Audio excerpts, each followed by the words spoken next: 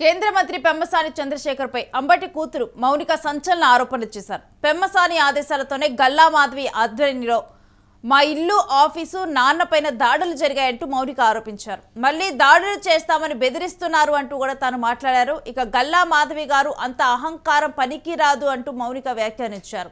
పెమ్మసాని చేస్తున్న బురద రాజకీయాలు నీచంగా ఉన్నాయి అంటూ అంబటి కూతురు మౌనిక వ్యాఖ్యానించడం జరిగింది పెమ్మసానిని ఉద్దేశిస్తూ.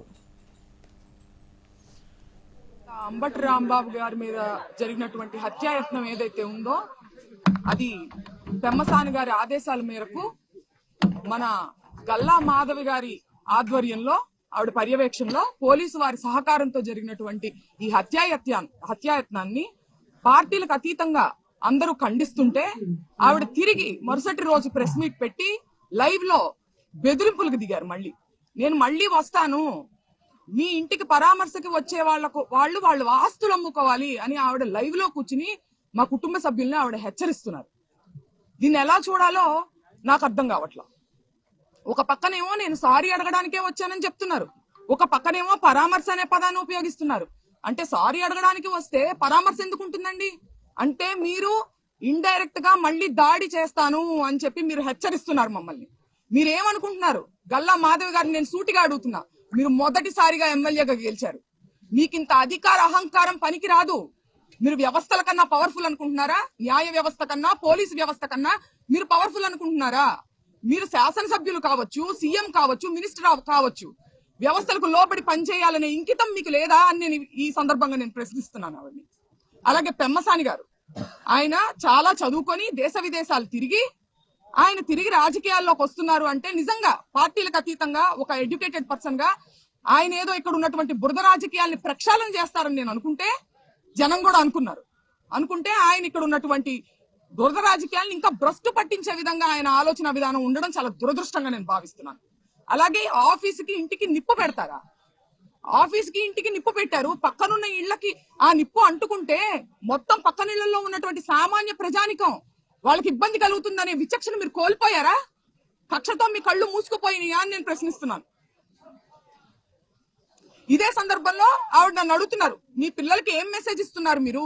మీ నాన్నగారు ఇలా మాట్లాడుతుంటే దీన్ని మేము ఊరుకుంటే మీరేం మెసేజ్ పంపిస్తున్నట్టు ముందు తరాలకి అని అంటున్నారు. నేను ఆవిడని సూటిగా అడుగుతున్నా, మీరేమి మెసేజ్ ఇస్తున్నారు మీ పిల్లలకి?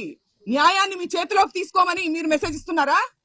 వ్యవస్థల్ని కంట్రోల్ చేయమని మీరు మెసేజ్ ఇస్తున్నారా?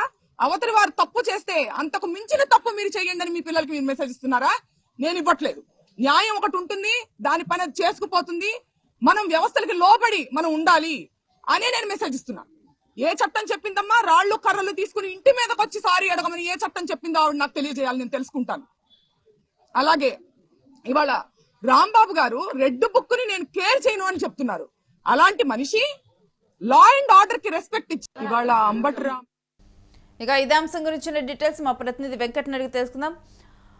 వెంకట్, మాజీ మంత్రి అంబటి కూతురు మౌనిక ఇప్పుడు సంచలన ఆరోపణలు చేస్తూ కూడా తాను ప్రెస్ మీట్ లో మాట్లాడటం జరిగింది. అసలు పూర్తి డీటెయిల్స్ ఏంటి తన కామెంట్స్ మీద? రేణు, ఈ అంబటి రాంబాబు వ్యవహారానికి సంబంధించి అంటే ఇటు పెమ్మసాని చంద్రశేఖర్ విషయంలో గానీ, అదేవిధంగా గుంటూరు పశ్చిమ ఎమ్మెల్యే గల్లా మాధవి విషయంలో గానీ పెద్ద ఎత్తున వైసీపీ నేతలు ఆరోపణలు చేస్తున్నారు. ఎందుకంటే అంబటి రాంబాబు వ్యాఖ్యలు చేసిన తర్వాత ఆయన విషయంలో కొంత దూకుడుగా ముందుకు వెళ్ళింది వాళ్ళిద్దరే కావడం దీనికి ప్రధాన కారణం అని చెప్పుకోవచ్చు. అంటే 24 గంటల్లో సినిమా చూపిస్తా ఉంటూ కేంద్ర మంత్రి హోదాలో ఉన్నటువంటి పెమ్మసాని చంద్రశేఖర్ మాట్లాడటం, ఆ తర్వాత ఇంటి మీదకు గల్లా మాధవి అలాగే ఆమె భర్త రామచంద్రరావు ఇద్దరు వెళ్ళడం, ఒక విధ్వంసకరమైనటువంటి వాతావరణం సృష్టించినటువంటి పరిస్థితి కూడా మనం చూసాం. అయితే ఆ తర్వాత నుంచి కూడా కొంత అంబటి రాంబాబుని ఇబ్బంది పెట్టే విషయంలో వరుసగా కేసులు నమోదు చేసే విషయంలో కూడా పెమ్మసాని చంద్రశేఖర్ గానీ ఇతర టీడీపీ నాయకులు కానీ కొంత కీలకంగా వ్యవహరిస్తున్నారు. వాళ్ళ మీద పదే రాష్ట్ర వ్యాప్తంగా కేసులు నమోదు చేయించి గతంలో పోసాని కృష్ణమురళిని, అదేవిధంగా నందిగం సురేష్ ను, బోరుగడ్డ అనిల్ కుమార్ ను ఏ విధంగా ఇబ్బంది పెట్టారు, ఇతన్ని కూడా అదే విధంగా ఇబ్బంది పెట్టే ప్రయత్నం చేస్తున్నారు అనేది కూడా కొంత వినపడుతున్నటువంటి కామెంట్. ఈ నేపథ్యంలో తాజాగా అంబటి మౌనిక వీళ్ళిద్దరు విషయంలో ఆరోపణలు చేశారు. పెమ్మసాని చంద్రశేఖర్ విషయంలో, అదేవిధంగా గల్లా మాధవికి సంబంధించి ఆరోపణలు చేయడం జరిగింది. ప్రస్తుతానికైతే నల్లపాడులో నమోదైనటువంటి కేసులు అంబటి రాంబాబు ఆ రిమాండ్ లో ఉండగా మిగిలిన కేసుల్లో కూడా త్వరలోనే ఆయన అదుపులోకి తీసుకునే అవకాశం ఉంది. అటు సత్యసాయి జిల్లాలో కూడా కొన్ని కేసులు నమోదయ్యాయి, కర్నూలు జిల్లాలో కూడా కొన్ని కేసులు నమోదైనటువంటి పరిస్థితి ఉంది. కాబట్టి దీనికి సంబంధించి త్వరలోనే అంటే అంబటి రాంబాబుని వేరే ఇతర పోలీస్ స్టేషన్ కూడా తరలించే అవకాశం ఉన్నట్టు నెల్లూరులో కూడా విచారించే అవకాశం ఉందనే ప్రచారం అయితే జరుగుతోంది. ఇక అంబటి అంటే పెమ్మసాని కావాలని చెప్పి ఈ విధంగా కూడా రాజకీయాలు చేస్తూ ఉన్నారు అంటూ కూడా అంటే మరలా కూడా తమ మీద దాడి చేసేందుకే వాళ్ళ ఇంటికి వచ్చి ఓదార్పు అని చెప్పి కూడా మరలా హెచ్చరిక చేసినట్లుగా ఉంది అంటూ మౌనిక వ్యాఖ్యానించారు.